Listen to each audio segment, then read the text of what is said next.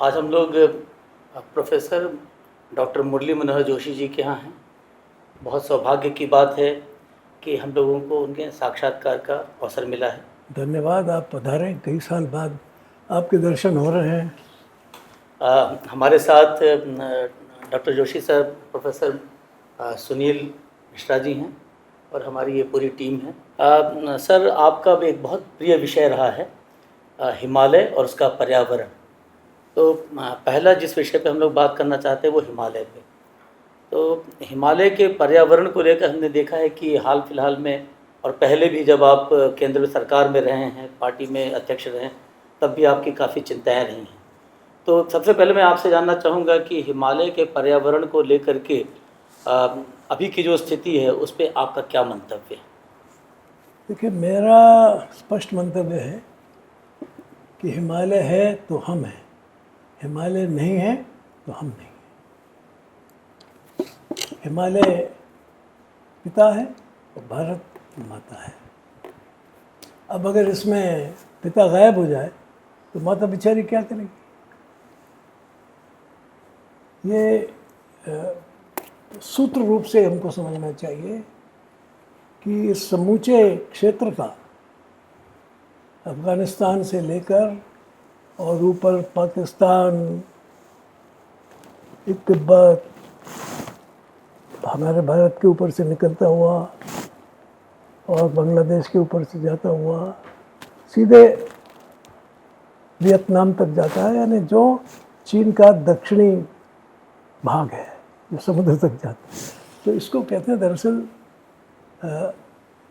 हिमालय काराकोरम श्रेणी, और ये एक है, वन यूनिट।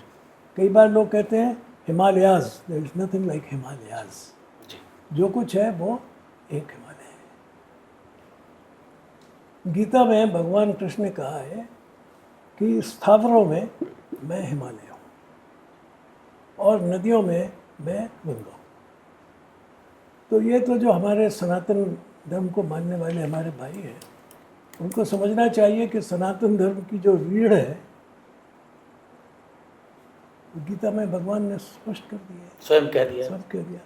तो वो तो भगवान का आदेश है कि हिमालय की रक्षा करो, हिमालय की पूजा करो।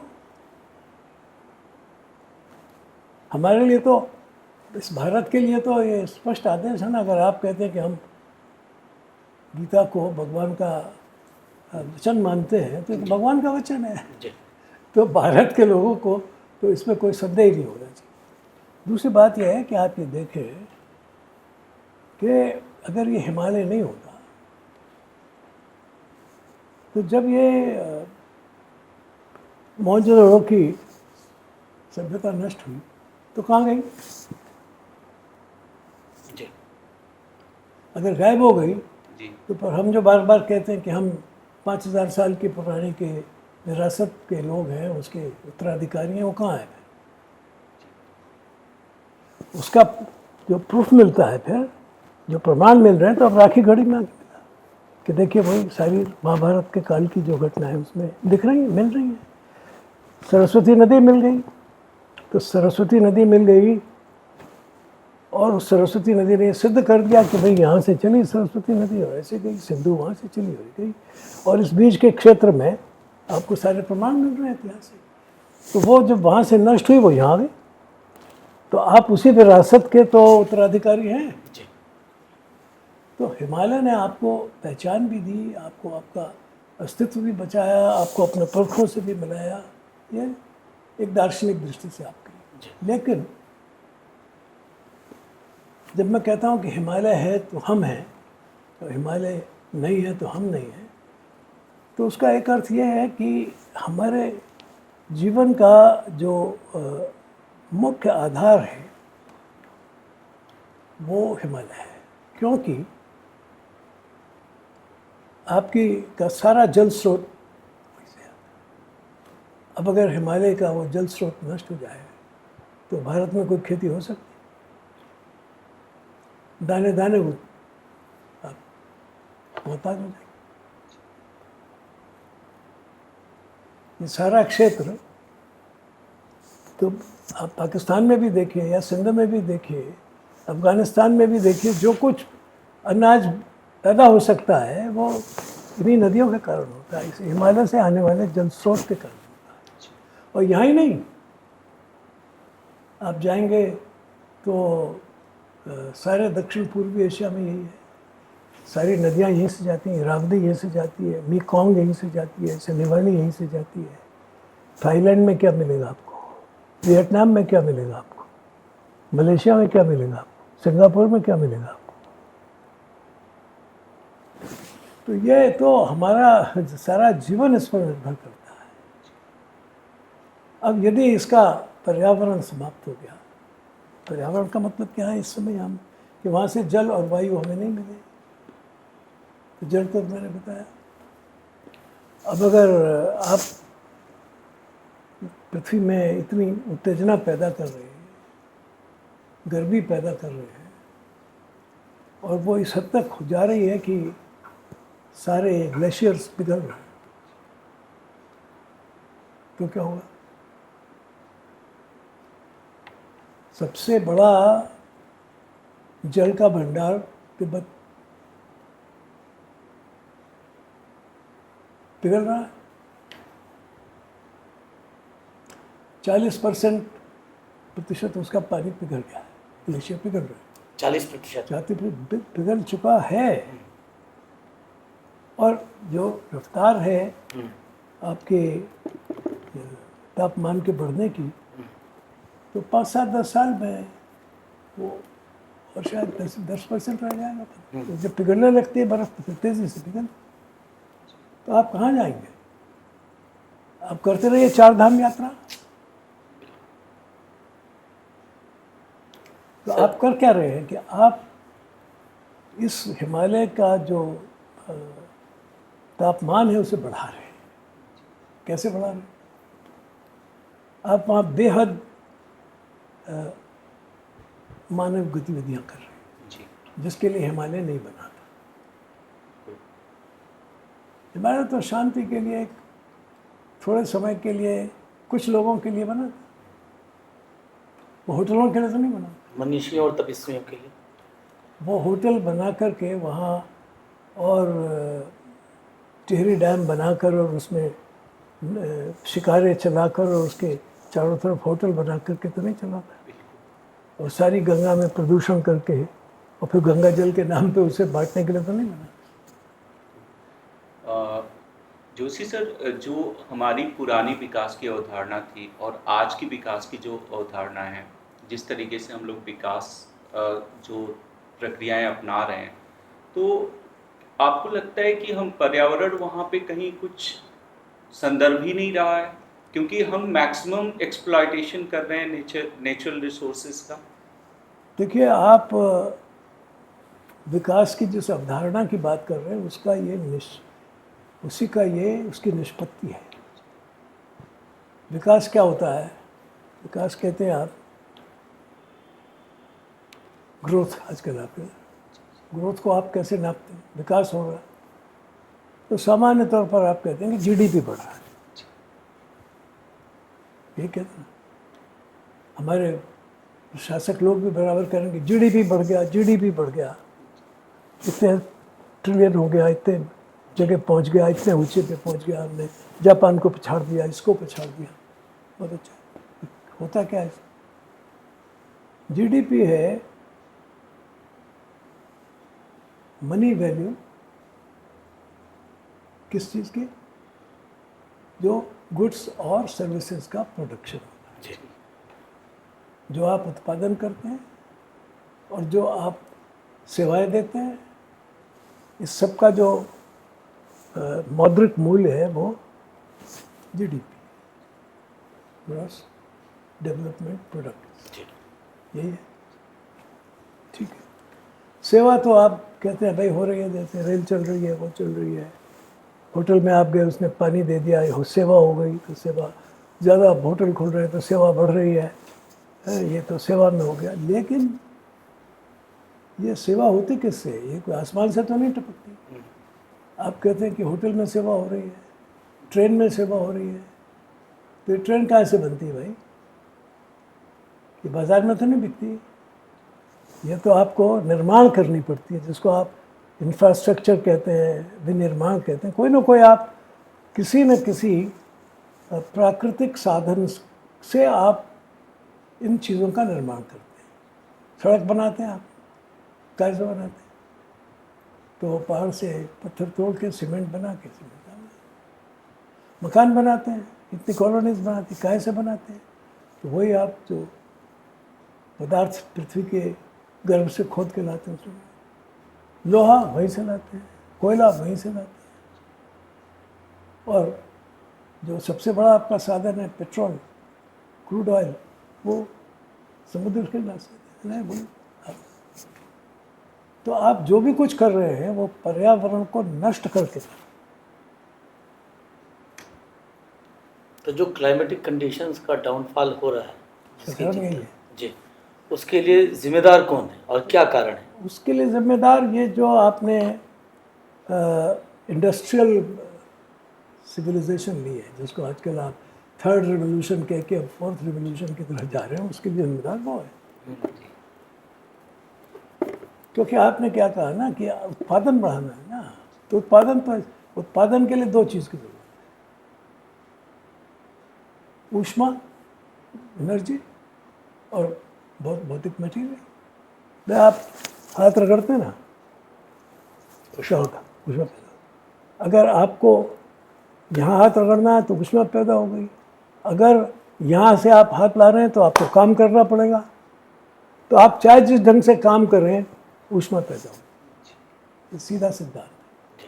अब आप जितना ज़्यादा काम करेंगे उतनी ज़्यादा ऊष्मा पैदा। अब ये ऊष्मा कहाँ जाएगी? पर्यावरण। अब अगर पर्यावरण उसको अवशोषित कर सकता है तो पर्यावरण में वो उसका अवशोषण हो जाएगा। लेकिन अगर पर्यावरण भी गर्म होने लग जाएगी तब ज़्यादा ऊष्मा आएगी। तो कब तक एक ऐसी सीमा आएगी कि जब पर्यावरण स्वयं गर्म हो जाएगा। जब गर्म होगा तो भी ठंडा होना होगा ना, तो ठंडा हो रहा है, आपकी बर्फ पिघला दी उसने, आपके ग्लेशियर्स पिघला दिए, भाई उसको भी तो ठंडा होना है। आप किसी को बुखार ले आएंगे तो क्या करेंगे आप तो पट्टी तो रखेंगे ना, ठंडी पट्टी तो रखेंगे। जब आपने इतना ज़्यादा पर्यावरण को गर्म कर दिया कि उसके शरीर से की सहन शक्ति से ज़्यादा हो गया, इसलिए आप जो कर रहे हो वो समस्त भूमंडल की सहन शक्ति से ज़्यादा है, पृथ्वी की सहन शक्ति से ज़्यादा है, वातावरण की सहन शक्ति से ज़्यादा है। आप जो जनसंख्या बढ़ा रहे हैं वो पृथ्वी की भारण क्षमता से ज़्यादा है। तो आप सारा काम, जिसको आजकल कहते हैं ना अंग्रेजी में सस्टेनेबिलिटी, हम जिसको कहते हैं संधारण क्षमता, तो अगर आप संधारण क्षमता से ज़्यादा काम करेंगे तो ये होगा। आप गिलास में पानी रखेंगे, जितना रखेंगे उतना तो रहेगा। आप ज़्यादा जोर लगाएंगे, प्रेशर लगाएंगे, गिलास टूट जाएगा। लेकिन आप तो दार्शनिक, राजनेता के साथ फिजिसिस्ट भी हैं। मैं जानना चाहता था कि जो एक कहा जाता था कि इंडस्ट्रियल रेवोल्यूशन के कारण हम पीछे रह गए और वेस्ट, खासतौर से यूरोप आगे निकल गया, हम पिछड़ गए उस विकास की दौड़ में, तो मैं वहाँ ऐसे पे नहीं मानता। चीज़ें। नहीं, मैं ऐसे नहीं मानता। गांधी जी से एक बार ये सवाल पूछा था कि गांधी जी अभी अंग्रेज तो चले जाएंगे, तो आप भारत का विकास कैसे करेंगे? अंग्रेज़ों का तो तरीका ये था। तो उन्होंने कहा था कि अगर मुझे अंग्रेज़ों की तरह से विकास करना होगा तो मुझे 7 पृथ्वी के साधनों की ज़रूरत पड़ेगी। कहाँ से लाऊंगा 7 पृथ्वी? आज आप करीब करीब 1.25 पृथ्वी खा चुके, एक पृथ्वी के आगे। तो आप विकास क्या करें ना? आप जो आपका भोजन है उसको आप नष्ट कर रहे हैं, बजाय इसका कि उसके आप शरीर में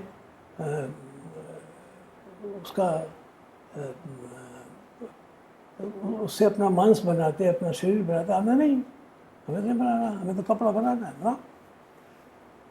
जो भी आवश्यकताएं आपकी हैं उसकी एक सीमा से ज़्यादा आप आगे जाएंगे तो ये होगा। अब आप देखें ना, सारे सारे अमेरिका में क्या हुआ, लॉस एंजल्स जल गया पूरा, कई शहर जल गए, ग्लेशियर पिघल गए, समुद्र पिघल रहा है, समुद्र में पानी आ रहा है ग्लेशियर्स का। तो कुछ दिनों में ये बम्बई पानी में डूब जाएगी, जैसे पहले किसी समय द्वारका डूबी, वो डूब जाएगी। वो डूबेगी, कोचीन डूब जाएगा, चेन्नई डूब जाएगी, कलकत्ता डूब जाएगा, तो ढाका डूब जाएगा, बैंकॉक डूब जाएगा। तो जब ये डूबेंगे तो लोग कहीं जाएंगे ना, भाग के कहाँ आएंगे, पृथ्वी में। फिर और पानी आएगा तो आप चाहते क्या हो? तो अगर आप इन बातों को जानना नहीं चाहते, नहीं करना चाहते, तो फिर ये तो आपने तय कर लिया कि हमें मरना है, मरो। दो चीज़ें जानना चाहता था। एक तो ये पर्यावरण तो एक भूमंडलीय मोटे तौर पर माना जाता है कि एक व्यवस्था है। अगर हम बहुत उसके लिए सुरक्षा के लिए, उसके प्रोटेक्शन के लिए कदम भी उठा रहे हैं, लेकिन बगल में ईरान और अमेरिका इजराइल वार हो रहा है, वहाँ पे इतने धुएं और काली बारिश की बात आ रही है। ऊपर चाइना में इस जंग की डेवलपमेंट्स हो रहे हैं, वो तिब्बत में तमाम तरह के पोल्यूशन कर रहे हैं।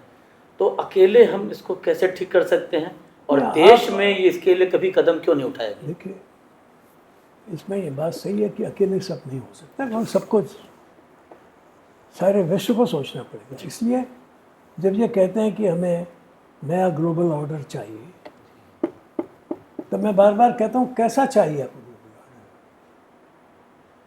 भाई कैसा ग्लोबल ऑर्डर चाहिए? कैसा आपको विश्व समुदाय की व्यवस्था चाहिए? क्योंकि ये जो व्यवस्था है जो आज है, ये तो पूर्णतः शोषण पर, पूंजी पर और टेक्नोलॉजी पर आधारित है। शोषण, पूंजी और टेक्नोलॉजी।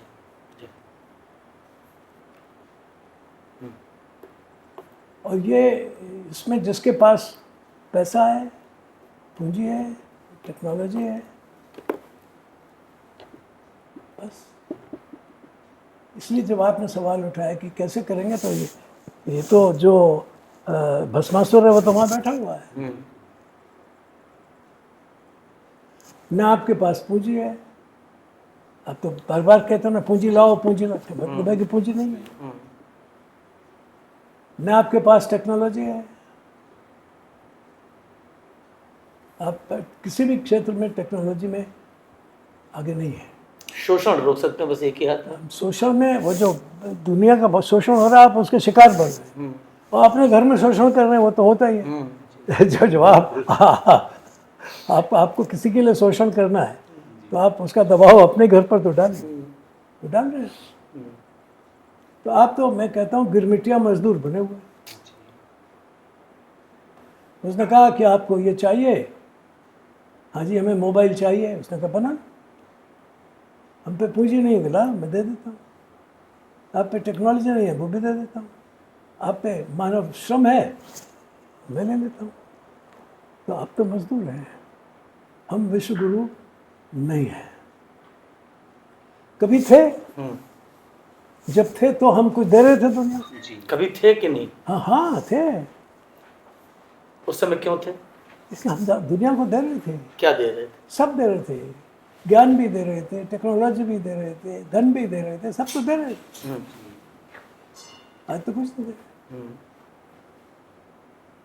तब तो सारी दुनिया का धन आपके पास आ रहा था, तब तो नहीं है। आपकी टेक्नोलॉजी सब में जा रही थी, आपका बनाया हुआ लोहा सारी दुनिया में जाता था, आपका बनाया हुआ कपड़ा सारी दुनिया में जाता था, आपके बनाए हुए अस्त्र शस्त्र जाते थे। अभी आप आज के अखबार में देखेंगे, एक गांव है केरल में, आरनमुला, उसमें आज भी वो गांव वाले बेस्ट मेटेलिक मिरर बनाते हैं। मेटेलिक, जिसमें सबसे बढ़िया परावर्तन होता है, टोटल रिफ्लेक्शन होता है। गांव के आदमी बनाते, कोई उनके पास वो तो नहीं है, एआई तो नहीं है, श्रम से बना। आज से 3000 साल पहले भी बना रही थी। हमने अपने सेक्रेटरी को भेजा था जब हम मिनिस्टर थे, मैं जाके देख के आऊँ। वो बहुत गया, उसने बहुत चिरौरी विनती की कि हमें टेक्नोलॉजी दे दो। उसने कहा तुमको नहीं देंगे, नहीं देंगे। उनके ट्रेडिशनल उसमें हैं? उनके पारंपरिक उसमें ज्ञान में। हाँ, वो सारा हमारे देश में पारंपरिक ज्ञान था ना, वो हर एक अपना अपना ज्ञान संभाल के रखता था। एक छोटा सा इसमें काउंटर क्वेश्चन छोटा सा था, कई बार आधुनिक राजनीति में जो लोग हैं और जो वेस्टर्न मानसिकता से ग्रस्त हैं, वो ये भी सवाल उठा देते हैं कि ये विश्वगुरु हम कभी थे, ये भी परिकल्पना, ऐसा था नहीं। अब वो तो इसलिए कि जिसको कहते हैं ना कि एक औपनिवेशिक हमारा जो मानस है, मानस ही क्यों, हमारे कपड़े धंधे, हमारा भोजन भाजन सब, तो ये तो औपनिवेशिक जो हमारी मानसिकता है जो अभी तक गई नहीं है बाहर, जो जानी चाहिए थे बाहर, लेकिन वो बजाय जाने के और बढ़ गई।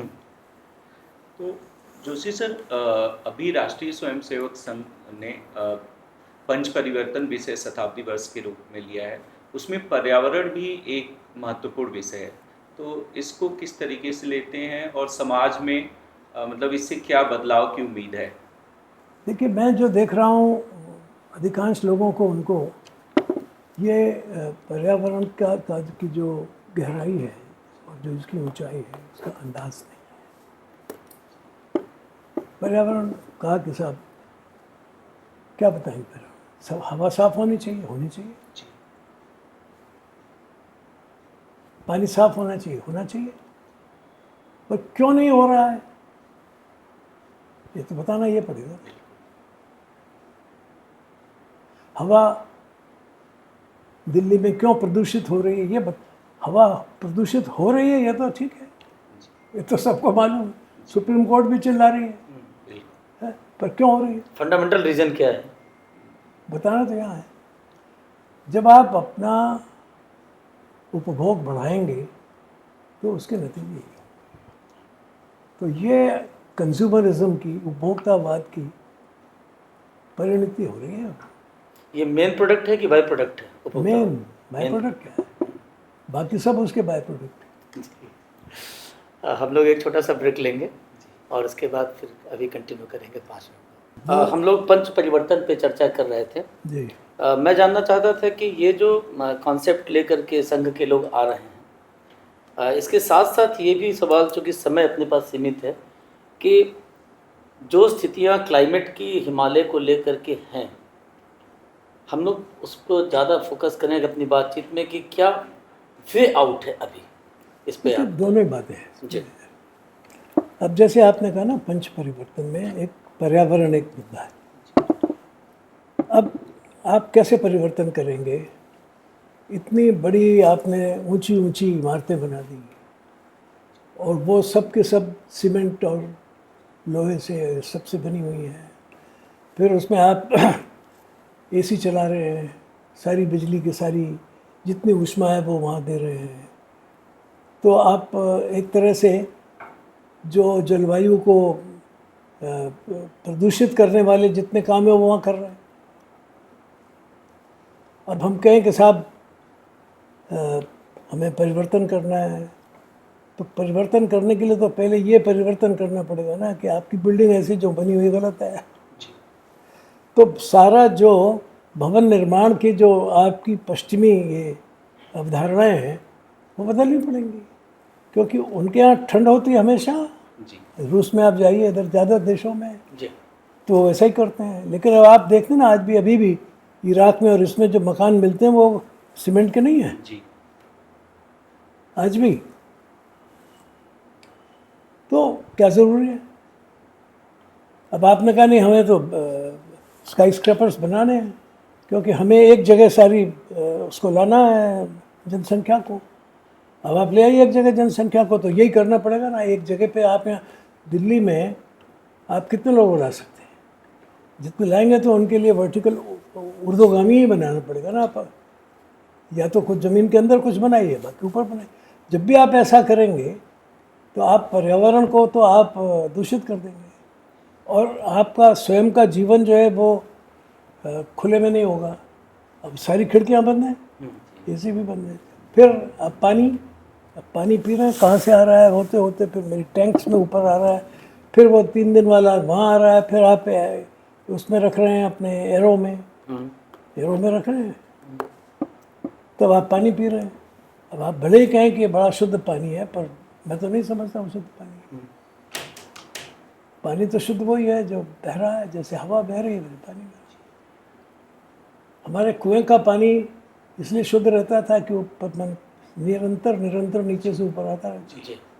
तो अब आप कहें कि हमें शुद्ध हवा और शुद्ध पानी चाहिए, तो कैसे मिलेगा?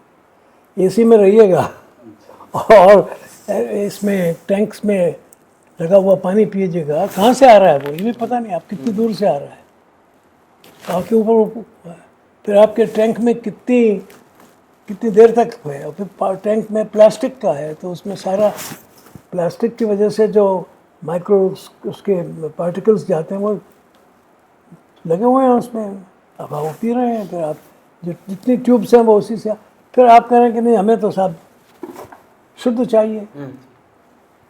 प्रबोधन करना है कि ये तो नहीं होगा ना उसमें, पर्यावरण का प्रबंधन। तो फिर आप कहें कि आप करो भाई प्रबंधन, क्या करेगा उसमें? ज़्यादा ज़्यादा करेगा कि फूल लगाएगा, या तो अंदर तो कागज़ के फूल लगाता है जैसे लगे हुए।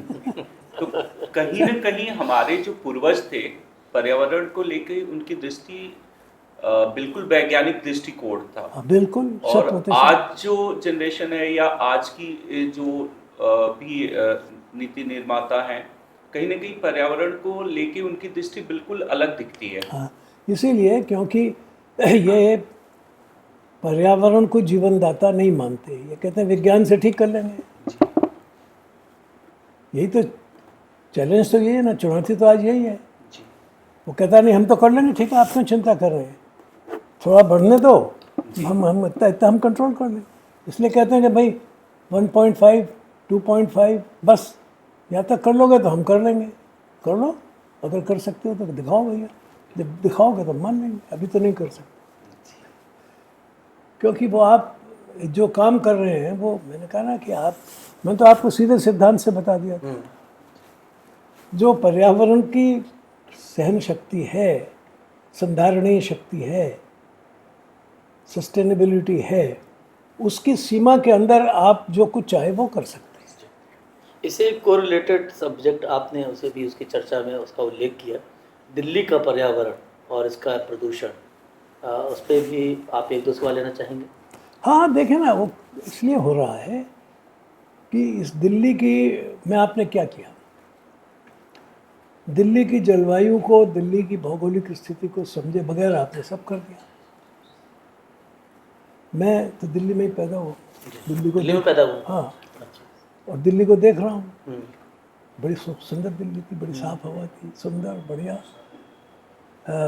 अप्रैल के महीने तक तो यहाँ ठंडी हवा चलती थी सवेरे, थोड़ी देर गर्मी हो जाती। जून में कहीं जा कर के दोपहर को बहुत ज़्यादा गर्मी होती थी, और बारिशें देर से होती थी। वो समय की जो स्थितियाँ थी, बारिशें दिल्ली में थोड़ा जुलाई के मध्य में होती थी, अच्छा। शुरू में नहीं होती। आज भी आप देखें पंजाब में देर से होती है, कश्मीर में भी, भौगोलिक कारण।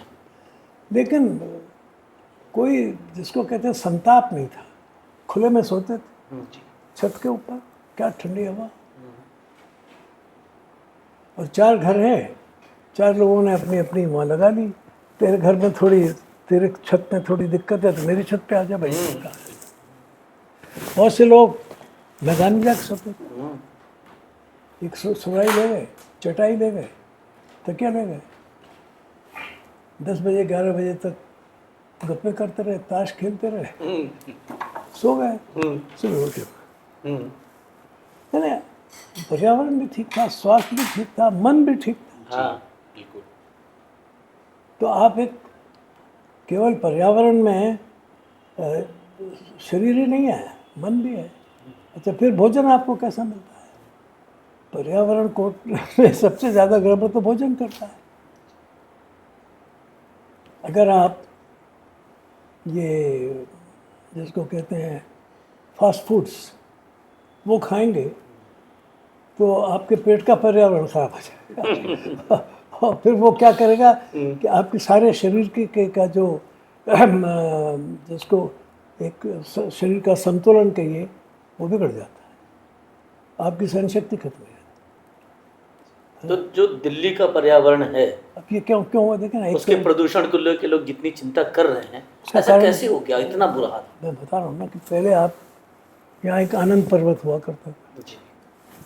आज पर्वत भी नहीं है, आनंद भी नहीं है जो है वो ये जानते हैं अगर गए होंगे। हाँ।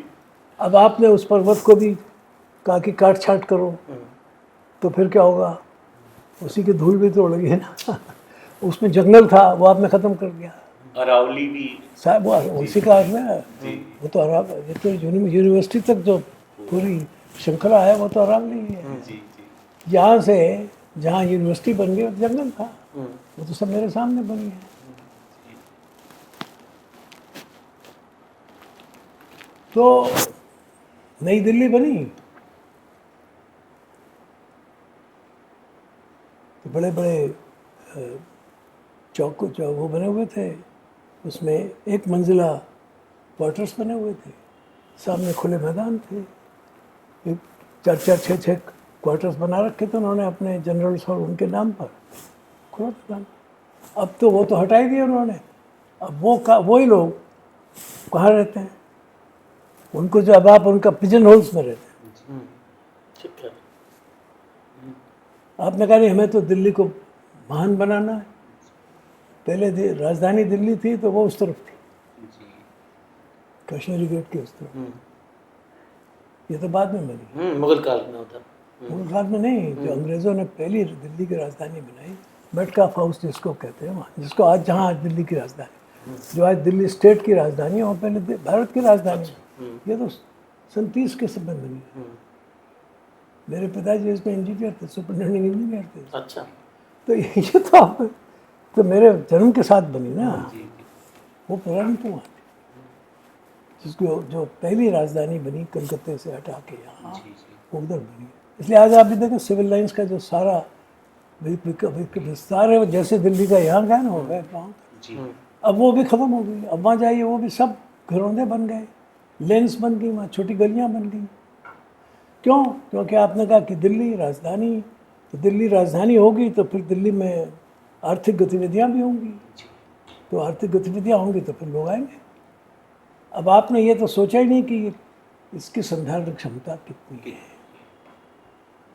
जोशी सर, दुनिया में बहुत से देशों की राजधानियाँ डेवलप हुई ओवर द पीरियड, 100 साल 200 साल 300 साल। पेरिस है, वहाँ वाशिंगटन डीसी है, जापान में टोक्यो है। हमारी राजधानी के डेवलपमेंट में हम लोग सबकी हालत इतने खराब। अंधानुकरण में कि हमारी इतनी बुरी हालत कैसे हो, सबकी हालत ख़राब है, लेकिन यहाँ ज़्यादा खराब कैसे यहाँ की ज़्यादा ख़राब है क्योंकि आप नकलची है। आपने अपने स्थानों का, अपने भूगोल का, अपनी परंपरा का, अपने अपने जलवायु का ध्यान नहीं रखा। आपने कहा वही करेंगे, जी। यही तो कॉलोनियल माइंडसेट है कि वहाँ हो रहा है विकास, वो जल्दी आगे बढ़ गए हैं, तो सारा धन उनसे ले गए तो उससे बन गए। भाई भाई ये लंदन कैसे बना? लंदन प्लेग में नष्ट हो गया। जी। प्लेग ऑफ लंदन, आप कभी सुना होगा नाम उसका, सारा लंदन प्लेग में नष्ट हो गया। दोबारा कैसे बन गया? तो भारत से धन ले गए वो, सो सीज कर कैसे प्यार में। जब तक ये यहाँ ईस्ट इंडिया कंपनी ने अपना आधिपत्य स्थापित नहीं किया था, वो लंदन में क्या था? जोशी सर, दिल्ली की पर्यावरण की जब बात करते हैं तो यमुना को लेके हम लगातार बात करते हैं कि यमुना बहुत पॉल्यूटेड है, और 93 में यमुना एक्शन प्लान लागू हुआ था, और आज जब इतने साल बाद हम यमुना की स्थिति देखते हैं तो आज भी हमें कहीं ना कहीं यमुना की स्थिति बहुत ज़्यादा दयनीय दिखती है। रहेगी, क्योंकि आपने क्या किया है कि यमुना के किनारे जो शहर थे उनमें अपने उद्योग स्थापित कर दिए। करें, ठीक है, उद्योग की जरूरत है, लेकिन आपको पानी चाहिए था, पानी लेने लगी। दूसरे, आपने जो उद्योग किए उनसे प्रदूषण हुआ तो उसको डिस्चार्ज कहाँ करेंगे आप? अब आप कहेंगे कि यमुना साफ नहीं होती तो वहाँ फिर आप कहेंगे कि हमारा वो सारा जो इसका लुधियाने का और उसका अमृतसर का और इन सब का, अमृतसर तो खैर इससे दूर है, लेकिन ये जालंधर लुधियाने तो सब नज़दीक है ना, ये सारे आपके हरियाणा के जो छोटे उद्योग हैं वो सब भी तो अपना पानी है। तो आपने सोचा कि ये सबसे अच्छा नाला है, पानी जा मैदान डाल दो, तो आपने ये ध्यान नहीं किया ना। जो देश के विकास की नींव रखी गई आज़ादी के बाद, बेसिक फॉल्ट वहाँ पे देखते हैं। कुछ उसमें ज़रूर था, कुछ तो ऐसा था कि शुरू में बहुत ज़रूरतें थी, उसके लिए कुछ जल्दबाजी में किया गया। उतना तो आपको जिसको कहते हैं उनको उसके लिए एक माफ़ी देनी पड़ेगी, भाई क्या करें, बना दिया। लेकिन जब आँख खुली थोड़ी, पाँव ज़मीन पर आए, तब तो सोचना चाहिए था कि भाई गांधी बाबा क्या कह रहा था या देश क्या कह रहा था। आखिरकार जो जयप्रकाश नारायण कम्युनिस्ट थे वो आके 40 साल बाद उसके क्या बोलने लगे कि नहीं साहब, धर्म आधारित राज्य होना चाहिए।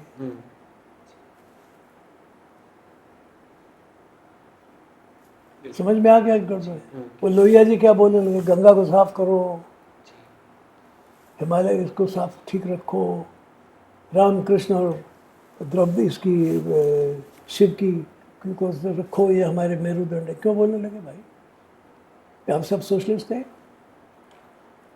तो आइडियली जो कांग्रेस लेड गवर्नमेंट थी आज़ादी के बाद, उसे आपकी बातों से जो हमें लगता है कि कम से कम 70s आने तक उनको अपने इन चीज़ों को सुधारना चाहिए था। हाँ नहीं, सुधारना तो शुरू से ही चाहिए था, लेकिन शुरू से मैंने कहा कि उनको थोड़ा सा उसके लिए हम वो दे सकते हैं कि भाई आपको आते ही कुछ तो चाहिएगा ना। जी। तो आपने सुधारने के लिए, या उसको एक जिसको कहते हैं विभीषिका आ गई थी, उस विभीषिका को का कहना चाहिए सामना करने के लिए आपको कुछ करना था। इतनी जनसंख्या बाहर से आ गई, ये हो गया, आपका जो अनाज था वो अंग्रेजी में ऐसा बिल्कुल खाली कर दिया था, तो बहुत सी चीज़ें आपको उस समय करनी थी, क्राइसिस मैनेजमेंट था। लेकिन उसके बाद वो नहीं, फिर उन्होंने कहा नहीं, फिर तो हम वो करेंगे कि जो रूस में हो रहा है। दूसरे ने कहा नहीं, हम वो करेंगे कि जो वहाँ हो रहा है। तो संघर्ष हो गया, मगर ये भूल गए कि हिंदुस्तान में क्या होना चाहिए और क्या हो रहा था।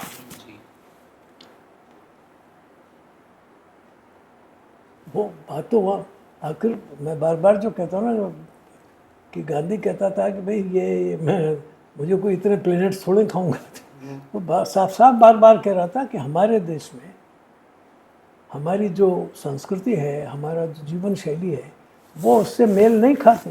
अब ये पर्यावरण और प्रबोधन की बात है।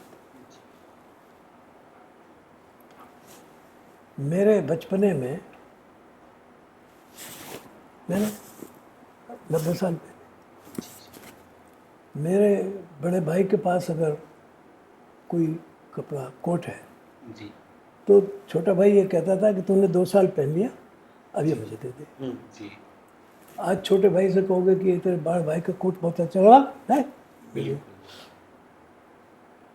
इवन किताबें भी हम लोग आपस में, हाँ, किताब हाँ, वो तो कई पीढ़ियाँ पढ़ लेते हैं। हाँ कहते हैं, अब इसका फख्र मानते थे कि मेरे पिता की कॉपी है ये मेरे। जी, आपने कहा नहीं नहीं, तो आपने क्या किया कि ये भाई नहीं, तो ये जो मैं और मेरे पास ये जो आपने पश्चिमी जगत की अवधारणा ले ली, ये से जीवन शैली बदल दी। अब आप लोगों ने पता नहीं देखा या नहीं देखा, हमारी नानी सारे कपड़े के जितने फटे टुकड़े होते थे सब इकट्ठे करवा लेते, बिस्तर बना लेते थे। यहाँ रख लो, जी, और उसको वो एक घड़े में या एक उसने कहीं कोने में बाहर के कोने में उसको डाल दें, फिर उसमें कुछ मसाला सा डाल के उसकी लिट्टी बना दी। और तमाम घर में रखने की चीज़ें बनती थी। तो जैसे आज आप बोल्स बनाते हैं, वो उसी कागज़ के लोग बोल बना देते, उसमें बहुत सी चीज़ें रखी थी। सुई रखी है, उसकी ये रखी है, सामान रखा है, चश्मा रखा है, वो बना, वो 10 साल चलता था। और उसमें पेंट सब होता रहता था बाहर से। लेकिन ये है नेट ज़ीरो। बुद्ध से पूछा कि महाराज आप ये चीवर आप पहन रहे हैं, ये फट जाएगा तो क्या करेंगे? तो उन्होंने कहा कि मैं इसका तौलिया बना लूँगा। वो फट जाएगा तो क्या करेंगे? रुमाल बना लूँगा। वो फट जाएगा तो हमसे आप क्या करेंगे? तो उसने कहा कि मैं इसको कागज़ बनाने के उसमें डाल दूँगा। ये हमारी इकोनॉमी, यही जैन इकोनॉमी है, यही बुद्ध इकोनॉमी है, यही हमारी इकोनॉमी। बिल्कुल। नो पोल्यूशन, नो वेस्ट, जी। मिनिमम यूज़ ऑफ, सबसे कम उपयोग प्राकृतिक संसाधनों का, सबसे ज़्यादा उसको देर तक चलाना, जी। कोई प्रदूषण नहीं करना। और किसी सरकार ने आज़ादी के बाद इस पे काम किया आपकी दृष्टि में? वाजपेयी गवर्नमेंट भी थी, उसमें नहीं, आपकी उसमें भी कोशिश होती थी, हमारी लड़ाई भी होती थी स्वदेशी वालों की, लेकिन नहीं, वो तो मजबूरी थी वैसे भी, क्योंकि 25-30 पार्टियों की मिली हुई सरकार थी। लेकिन वहाँ जितनी हम लोगों की कोशिश थी कुछ मंत्रियों की, हम करते रहते थे, किया ही बहुत किया, लेकिन जितना होना चाहिए था उतना नहीं हुआ। किसने नहीं किया? आज तो बहुत ही ख़राब है। इस मुद्दे पे एक दो सवाल रख के आगे बढ़ते हैं। जो अभी स्थिति है, एक हम चाहते थे कि दिल्ली पे और एक पर्यावरण पे हिमालय की। दिल्ली में जो पर्यावरण की स्थिति और पोल्यूशन है और जो यमुना की स्थिति है, इसके रेमेडी आपकी दृष्टि में कैसे हो सकती है, और क्या अगर आप सजेशन देना चाहें, क्विक सोल्यूशन क्या है और लॉन्ग टर्म सोल्यूशन क्या है? देखिए, इसमें कोई सोल्यूशन तत्काल का नहीं है, इसको तो मान के चलना चाहिए, समय लगे, क्योंकि बदलाव करना पड़ेगा। अब ये उद्योग धंधे जो चल रहे हैं, उनका जो मल विसर्जन है, उसको, उसकी दिशा बदलना, उसका संशोधन करना, प्रशोधन वो करना, संसाधन बना, ये तो टाइम लगेगा ना। जी। मैंने गंगा का अध्ययन करवाया था तब, तो सारी गंगा में आर्सेनिक, सोर्स से लेके एंड तक। सोर्स माने खास तौर पर कानपुर से लेके आगे। जी। अब वो क्या होता है उसका नतीजा? गंगा के किनारे घास उठती है ना, जब गंगा के किनारे उसको जानवर चरेगा ना, वो दूध में आ गया, आर्सेनिक आ जाएगा। मछली उसमें रहती है, उसमें आर्सेनिक आ जाएगा। अब आप खिला रहे हैं लोगों को ये, है? तो सबसे ज़्यादा आर्सेनिक बंगाल में हो गया। तो हमने इस पर, हमारे साइंटिस्ट ने रिसर्च की, उनको कहा भाई इसको करो। ये हमारी सरकार के ज़माने का काम है, मैं विज्ञान मंत्री था, क्या कहा? तो देखा उन्होंने, कहा भाई जब तक कोई ऐसा बीज नहीं होगा जो आर्सेनिक रेजिस्टेंट हो, तब तक ये कैसे दूर होगा? क्योंकि जहाँ जाएगा धान पैदा होगा तो आर्सेनिक जाएगा। तो ये रिसर्च हुई। अब हमने उस समय पूछा लोगों से, ये जल विभाग वाले थे, कि भाई इस जल में आर्सेनिक आता है, आपको पता है? बोले नहीं। क्यों? क्योंकि उनका काम ये था ही नहीं देखने का, उन्होंने जल दे दिया, वहाँ समाज भेज दिया, नल में भेज दिया था। तो आपको ये अगर अंदाज मालूम नहीं है कि क्या होने से क्या हो रहा है, आप कह रहे हैं हम रिसर्च कर रहे हैं, क्या रिसर्च कर रहे हो? आपने कहा हमने ये बैरोमीटर, ये इसमें वो लगा दिया तापमान नापने के लिए, वो तो नाप लिया आपने उसका फ्लो भी नाप लिया, मगर चूंकि टेम्स में इतना प्रदूषण नहीं होता तो इसलिए गंगा में भी नहीं होगा, ये आपने मान लिया। मीन जब से टिहरी डैम बना और गंगा के नेचुरल फ्लो को रोका, वो सबसे खराब, हम तो बहुत लड़ाई लड़े उसकी, जी। बहुत लड़ाई लड़े। और अब तो हमारी सरकार है वहाँ उत्तराखंड में, उसने तो बिल्कुल सत्यानाश कर दिया। जी बिल्कुल। आज तो आप गंगा जल तो पीते ही नहीं है।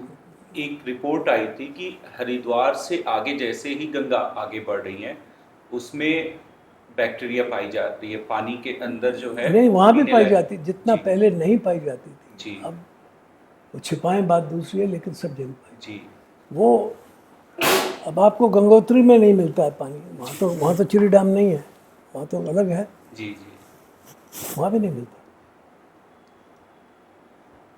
क्योंकि वहाँ कंडोम मिलता है जब गंगा के पानी में, तो ये हरिद्वार में भी है। सब बिल्कुल, ये तो सब प्रदूषित है। जी गंगा जल नाम की चीज, अब गंगा तो रहेगी नहीं 20-25 साल में, जो जिस तरह से ग्लेशियर्स पिघल रहे हैं। अब आपने उसमें ये कर दिया, 4 धाम की यात्रा बना दी। जी काय की यात्रा? कौन से 4 धाम है? किसी शास्त्र में नहीं है 4 धाम। 4 धाम माने रामेश्वरम, बद्रीनाथ, आपका ये द्वारका जी और ये पूरी। जगन्नाथ। केदारनाथ भी 4 धाम नहीं है। जी वो जो 4 धाम हैं वो 3 धाम उसमें से विष्णु के हैं। जी एक रामेश्वरम का भी विष्णु का इसलिए मान लिया जाता है कि रामचंद्र जी ने उसकी स्थापना की। जी बिल्कुल। बाकी सब आपने कहा अच्छा, अभी कब मेरे पास, मैंने कहा इनको दिखाया कि भाई नहीं, किसी में नहीं है, मानस खंड में नहीं है, केदार खंड में नहीं है, तो कहाँ से आ गए? ये इस 4 धाम की तो कहीं अवधारणा नहीं शास्त्रीय। है ही नहीं। अब तो लोगों ने यहाँ केदार धाम बना लिया था तो बड़ा हंगामा हुआ उस पर। जी जी अब कौन कहाँ बनाना है, जो व्यवस्था थी वो भी आपने भंग कर दी। कुछ भी कर लो तो ये ऐसे थोड़ी चलेगा। हिमालय है तो हम हैं, ये जब तक आप स्वीकार नहीं करोगे, दृष्टि नहीं बदलोगे, आप कुछ भी कर लो, चाहे संघ कर ले, चाहे भाजपा कर ले, चाहे ये सरकार कर ले, नहीं होगा। आपकी दृष्टि बदलनी पड़ेगी कि हिमालय है तो हम हैं। हिमालय है तो कृष्ण भगवान है, जी। गंगा है। हिमालय है तो हमारी खेती है, हिमालय है तो हमारा जल है, हिमालय है तो हमारी जीडीपी है। 40% जीडीपी हिमालय से आती है। 40%। हमारा सवाल था सर कि what is the way out? The way out is to go back. How? How भी तो आपको जाना पड़े, खुद को बदलना पड़े आपको। हाउ का क्या मतलब, डंडा थोड़ी चला गया, ये तो आपको बदलना पड़े। आपको समझना है जिंदा रहना है तो वहाँ जाओ, नहीं रहना मतलब हमें अब अपने रूट की तरफ लौटना ही पड़ेगा। पड़ेगा। आपको नहीं, दुनिया को जाना पड़ेगा, you have to go back. जी कहीं ना कहीं जिस प्रकृति की पूजा करते थे हम, और वो एक श्रद्धा थी, वो एक वैज्ञानिक मैं तो दृष्टिकोण कह रहा था। हूँ, मैं तो सबको कह रहा हूँ ना। ये तो आप कह रहे हैं कि दूसरा प्रधानमंत्री है, वो क्या करेगा? बिल्कुल। वो क्या करेगा? इन्होंने क्या कर लिया 10-15 साल, जी बिल्कुल। क्योंकि आप उसी रास्ते पे जा रहे हैं। हमें तो लगता है कि इन्होंने भी ये मान लिया कि क्राइसिस मैनेजमेंट का टाइम में बहुत सारे क्षेत्रों में काम नहीं हो तो पहले वो कर लो फिर देख लेंगे। एक क्राइसिस मैनेजमेंट तो क्राइसिस खुद पैदा कर रहे हैं हम लोग, तो मैनेजमेंट करने वाला कोई भगवान थोड़ा है। क्राइसिस तो हम ही पैदा कर रहे हैं ना। इंफ्रास्ट्रक्चर्स बिल्कुल क्रम्बल कर रहे हैं। वो तो सब हो रहा है ना। इसका सिद्धांत ये है कि जो सिद्धांत आपको परेशानी पैदा करता है, उसी सिद्धांत से आप परेशानी दूर नहीं कर सकते। इसलिए सिद्धांत बदलना पड़ेगा अगर परेशानी दूर करनी है तो। ये प्रकृति का नियम है सिद्धांत। आज सारे इकोनॉमिस्ट और वैज्ञानिक जो सारी बात को समझ रहे हैं वो कह रहे हैं कि भाई आप क्या कर रहे हैं। भाई आप पहले तो देखो गड़बड़ क्या हो रही है। अब जब गड़बड़ देखोगे तो पता लगेगा कि गड़बड़ तो हम ही पैदा कर रहे हैं। तो जब आप हम ही पैदा कर रहे हैं तो उस रास्ते से तो गड़बड़ दुगनी होगी। तो जैसे दिल्ली की बात आपने बताई, दिल्ली बता जो रहे कि हमने आपने चर्चा- आपने आपने यहाँ सारे इसको करके, जब आप देखिए ना दिल्ली में आपने ये बनाया इंदिरा गांधी एयरपोर्ट, इधर नोएडा में क्या क्या बना दिया,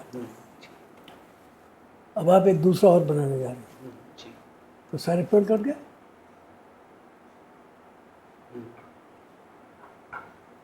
जल स्रोत खत्म हो गए। जी और ये इस देश की सबसे अधिक उपजाऊ भूमि है, तो आप तो अनाज खत्म हो गया। मैं आपने कहा हमें तो एयरपोर्ट बनाना है, पर यहीं क्यों बनाना है भैया? यहाँ इसलिए बनाना है कि राजधानी के नज़दीक चाहिए। जी क्या ज़रूरी है? न्यूयॉर्क में भी तो 3-3 है और कितनी दूर है। जी बिल्कुल पहले सफदरजंग में हुआ करता था एयरपोर्ट। अभी मैं कह रहा हूँ कि आपको फिर ये प्लान नहीं है कुछ, कहाँ क्या बनाना है, कैसे बनाना है, क्यों बनाना है, नहीं बनाना है बनाओ, बनाना है बनाओ। यहाँ आप सीमेंट की सड़कें बनाएंगे तो सारा पानी जो वर्षा का आता है वो बहता चला जाएगा, धरती में तो नहीं जाएगा। पेड़ आपने काट दिए, जी फिर आप कहेंगे कि टेम्परेचर क्यों बढ़ रहा है। अरावली से आपने खदान किया, उससे सारा आपने पेड़ काट दिए और बहुत ज़्यादा पत्थर और रेत निकाल ली और उससे आपने बिल्डिंग बना ली, टेम्परेचर बढ़ा लिया। फिर आप कहते हैं कि साहब दिल्ली में प्रदूषण क्यों है? जोशी सर कहते हैं कि नेचर हमारी नीड को तो फुलफिल कर सकती है लेकिन ग्रेड को फुलफिल नहीं कर सकती। तो ये तो हमारे यहाँ तो हमेशा कहा है ना। जी महाभारत तो कहती है कि जो अपनी ज़रूरत से ज़्यादा लेता है वो चोर है। बिल्कुल परफेक्ट। तो हाँ, आपने उसको तो माना नहीं, आपने कहा नहीं जो अपनी ज़्यादा ज़रूरतें बढ़ाता है वो महान है। अब कर लो फिर जो करना। तो ये तो बहुत साफ है, इसमें तो आप आज नहीं मानेंगे कल मानेंगे, मगर आज जो आप कर रहे हैं उससे आपके जो आगे आने वाले बच्चे हैं उनको आप बड़ी मुसीबत में फेंक रहे हैं। बस मैं यही कहूँगा। मैं तो कहता हूँ भाई हम तो निमट लिए, आपका क्या होगा, इनका क्या होगा। हिमालयाज़ के जो ग्लेशियर्स के समाप्त होने की गर्मी के कारण स्थितियां हैं, पूरा बिल्कुल एक्सट्रीम नॉर्थ वेस्ट से लेकर के एक्सट्रीम ईस्ट तक, और उसके कारण जो पर्यावरण का परिवर्तन हो रहा है पूरे देश में, और तिब्बत में भी स्थितियां बदल रही हैं, तो इसका क्या परिणाम अगले 10 साल में आप देखते हैं? मैं कहा ना, सारा आपके पानी के स्रोत छूट जाएंगे, गर्मी तो बढ़ेगी बढ़ेगी। आप वृक्ष काटते जा रहे हैं, आप दूसरे हिमालय के ऊपर बोझ डाल रहे हैं। तो हिमालय तो बहुत बच्चा है, सबसे नया पहाड़ है, सिंक कर रहा है, सिंक कर रहा है। सिंक कर, अभी तो वो ऊपर बढ़ रहा है, लेकिन अगर आप उस पर जोर डालेंगे तो नीचे चला जाएगा। वो तो आप इससे बड़ी मूर्खता क्या हो सकती है कि आप जिस डाल पे बैठे हैं उसी को काट रहे हैं। जो आपका जीवन स्रोत है आप उसी को काट रहे हैं। आप उस हटा दीजिए हिमालय को तो आप देश तो सिवाय ठंडी रेगिस्तान के और कुछ नहीं होगा। टंडरा से लेके यहाँ तक क्या है।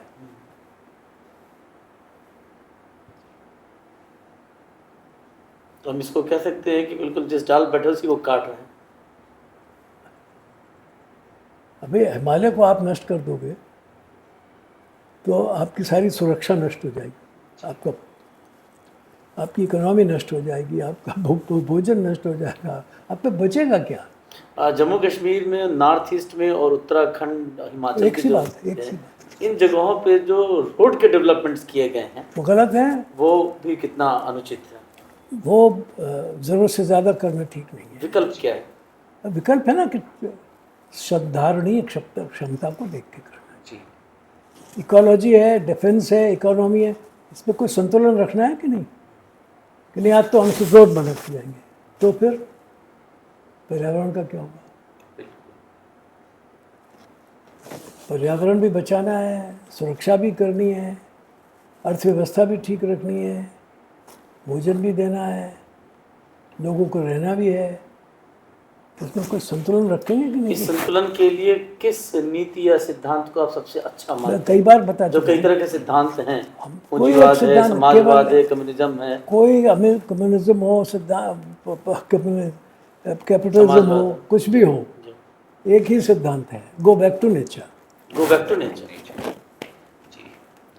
डॉक्टर जोशी सर हमारे पास हैं और हम लोग उनसे शिक्षा पे और शिक्षा व्यवस्था पे और नई शिक्षा नीति जो आई इस पे जो अभी यूजीसी में एक नोटिफिकेशन है उस पे इन मुद्दों पे चर्चा करने का प्रयास करेंगे। समय सीमित है, लेकिन हमें एक बहुत बड़ा अवसर है कि फॉर्मर एचआरडी मिनिस्टर और मनीषी राजनीतिज्ञ हैं डॉक्टर जोशी, उनसे बात करते हैं। सर, शिक्षा के क्षेत्र में आज़ादी के बाद से अभी तक जो डेवलपमेंट्स हुए हैं, तो प्रारंभ में मैं जानना चाहता हूं कि where do we stand today, आज हम कहाँ हैं?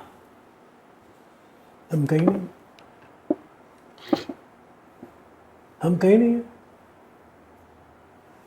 क्योंकि पहली बात तो आप देखिए कि शिक्षा का जो मूल उद्गम है वो तो प्राथमिक शिक्षा है। जी।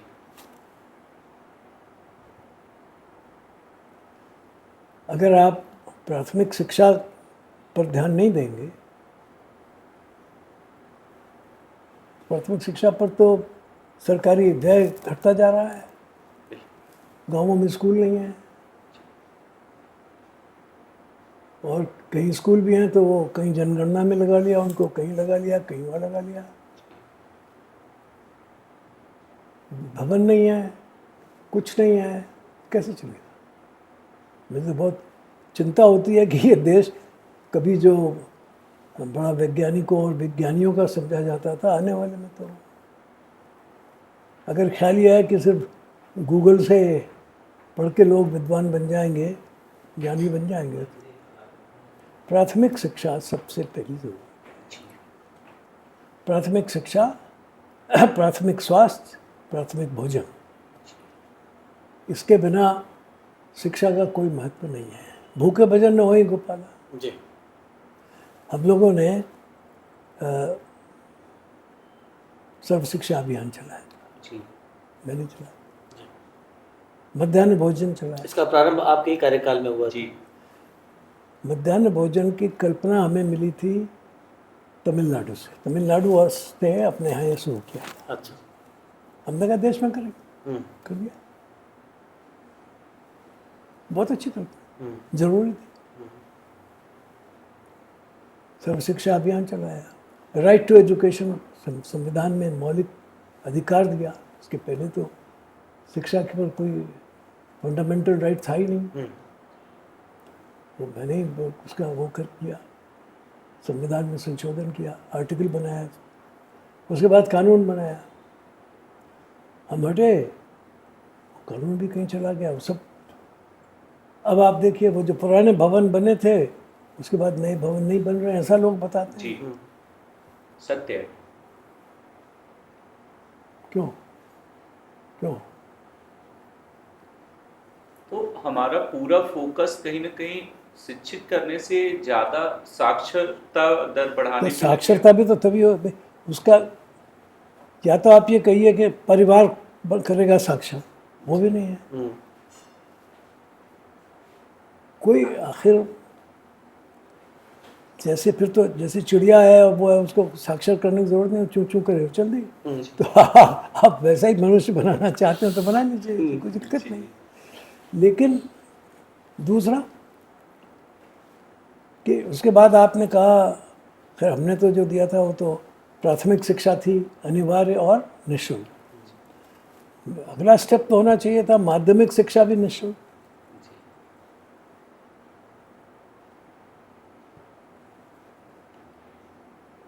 आपने कहा नहीं, वो भी नहीं, वो तो सवाल ही नहीं। जब प्राथमिक ही आपने कहा, अब सर वो कानून में से देखें ना, कोई कानून बनता है संविधान में तो उसलिए उसको इम्प्लीमेंटेशन करने वाला, क्रियान्वयन करने वाला एक कानून बनता है। वो कानून हमने बनाया था, वो तो ख़त्म कर दिया। अब कोई लड़का कहता है कि साहब संविधान कहता है कि मुझे मौलिक अधिकार मिलना चाहिए, फ्री एजुकेशन मिलनी चाहिए। तो सरकार कहती है, राज्य सरकार कहेगी कि आप दे तो दें, पर कोई मेरे ऊपर इसका दायित्व नहीं है, क्योंकि दायित्व देने वाला तो कानून बनाया गया। तो अगर आपने वो नष्ट कर दिया तो फिर बेकार हो गया। अच्छा, फिर आपने क्या कर दिया कि उसके स्थान पर जो चाहे सो स्कूल खोले। तो गांवों में स्कूल खुले सेंट फलाने के नाम पर। कॉन्वेंट एजुकेशन को प्रमोट। गांवों में अब हर सरकार ये कह रही है कि हमने तय कर लिया कि सबको नीचे से हम अंग्रेजी शिक्षा पढ़ाने की व्यवस्था करेंगे। क्या बात? कोई सरकार ऐसे जो नहीं कहती हो कि हम लोग बात कर रहे थे सर, बेसिक एजुकेशन जो मूल शिक्षा है, बच्चों की शिक्षा है, उसकी स्थिति पर चर्चा हो रही थी। तो इस दौरान आपने कहा सा विद्या या विमुक्तय, इसका क्या आशय है? अभी हम लोग चर्चा करते हैं। इसका आशय यही है कि विद्या वो है जो आपको मुक्त करे, काहे से करे। विद्या का जो यंत्र है जिसको आप उपयोग करते हो तो मस्तिष्क है, मन है। तो आप स्वतंत्र चेता हो, आपकी चेतना स्वतंत्र हो, वो मुक्त चेतना हो, ये प्रमुख उद्देश्य है। तो आपके ऊपर किसी प्रकार के वैचारिक बंधन नहीं होते, आप स्वतंत्र विचार करें। तो इसका मतलब यह कि सामाजिक व्यवस्था भी ऐसी होगी, आर्थिक व्यवस्था भी ऐसी होगी, क्योंकि जब मैं विचार करने के लिए स्वतंत्र हूँ तो फिर मैं अपना उपार्जन करने के लिए भी स्वतंत्र हूँ। फिर मैं अपनी राज्य व्यवस्था को भी बनाने के लिए स्वतंत्र हूँ। तो ऐसा मानव समाज जिसमें कि व्यक्ति एक अपने मानवीय चरित्र से काम करता हो, धर्म से काम करता हो, इसका अर्थ ये हुआ। लेकिन अगर आप ये कहें कि नहीं, शिक्षा का मतलब ये है कि तुझे कारपेंटर बनना है, तो ये शिक्षा का उद्देश्य नहीं होगा। ये skill development is not education. नहीं, skill development is part of education, but it is not the fundamental of education. Skill का तो हमारे पास ना, क्या स्किल किस लिए? स्किल इसलिए नहीं कि बाजार के लिए, स्किल के लिए कहा है कि योगा कर्मसु कौशलम, कर्म में कुशलता, यही योग है। कर्म बाजार के लिए करना ये योग नहीं है। मेरा प्रोडक्शन बाजार के लिए जा रहा है, ये इसके लिए कुशलता की जरूरत नहीं। तो ये जो नई राष्ट्रीय शिक्षा नीति है, लगभग 6 साल होने जा रहे हैं, तो इसको किस दृष्टि से देखते हैं सर? भाई मैं तो उसके बारे में भी कह नहीं सकता, क्योंकि उससे बना तो अभी समाज मेरे सामने है नहीं। मैं क्या कहूँ उसके बारे में। मैं तो जो समाज अभी तक पुरानी नीतियों से चल रहा है, उसमें क्या हो रहा था वो क्या करेगी, इसका परिणाम तो 10-20 साल बाद पता लगेगा। लेकिन डॉक्टर जोशी सर, ये भी तो एक विफलता ही नहीं हुई कि 6 साल में उसका कोई समाज न दिखाई दे। भाई बड़ा समाज है, पुरानी बहुत सारी चीज़ें चल रही हैं, हज़ारों साल की चीज़ें चल रही हैं, इसमें आप कैसे बदल देंगे एकदम? देखेंगे क्या बदलता है। लेकिन जो दिशा होनी चाहिए वो ये है। अगर नहीं है तो उसका क्या परिणाम मिलेगा, ये तो आगे पड़ेगा। कैसा समाज बनेगा, वो कितना परतंत्र बनेगा, कितना स्वतंत्र बनेगा, कितना बौद्धिक दृष्टि से विशाल बनेगा, क्या होगा, मैं नहीं कह सकता। आपको सर ये देखने का अवसर मिला है कि नीतिगत तौर पे वो नीति कैसी है? मैं कहता रहा हूँ ना कि नीति का पता तो तब पसंद परिणाम से, लेकिन नीति जो बनी है वो नीतिगत रूप से। नीतिगत, हर एक नीति 10 बातें कहती है कि हम ये करेंगे वो करेंगे। जब तक नीति का ये तो शिक्षा की नीति तो समाज को बदलती है ना, तो 10-20 साल में तो कुछ पता ही नहीं चलता। एक रिसेंट मुद्दा और भी आ गया था। और पहली बात जो आप वो करें ना, वो जो सा विद्या है वो मुक्ति, फंडामेंटल तो वहाँ है। नहीं, इससे जोड़कर एक चूँकि मैंने आप देखें ना, उससे होगा क्या ना, अगर वो उद्देश्य होगा तो आदमी कर्म तो करेगा, लेकिन कुशलता अपने, अपनी योग्यता अपने अपने आप को सिद्ध करने के लिए करेगा। जैसे आई, ये मेरा व्यक्तित्व, ये मैं हूँ, क्योंकि मैं मुक्त हूँ। जी तो मैं आपके लिए कपड़ा नहीं बना रहा हूँ, मैं समाज के लिए बना रहा हूँ। मैं जो, मेरी जो कुशलता है वो अवेलेबल है, बट नॉट फॉर मार्केट। जी मैं किसी के दबाव से नहीं बना रहा हूँ, किसी कंपनी के लिए इफेक्ट नहीं बना रहा हूँ। ये बड़ा फंडामेंटल फर्क हो गया ना। तो जो गुरुकुल की व्यवस्था थी हमारे यहाँ, वो उसमें तो ये सब उसका चीज़ें एक- आत्मसात थी। उसका एक समय की थी ना वो अब यार।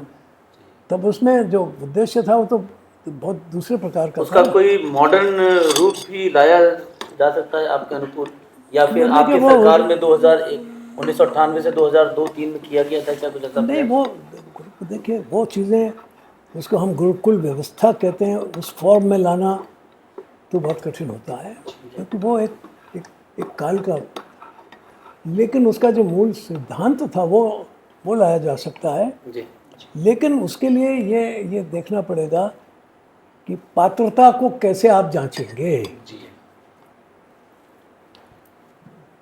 जैसे तक्षशिला में था सिद्धांत, उन्होंने कहा साहब मुझे एडमिशन लेना, जी अब वहाँ नीट परीक्षा तो होती नहीं, हम्म, हजारों लड़के पढ़ते थे और देश देश से आते थे दुनिया में। मैंने, अरे ये क्लास का मॉनिटर खड़ा है, इससे बात कर लो। क्लास के मॉनिटर से। हाँ, वो क्लास को वही देखता।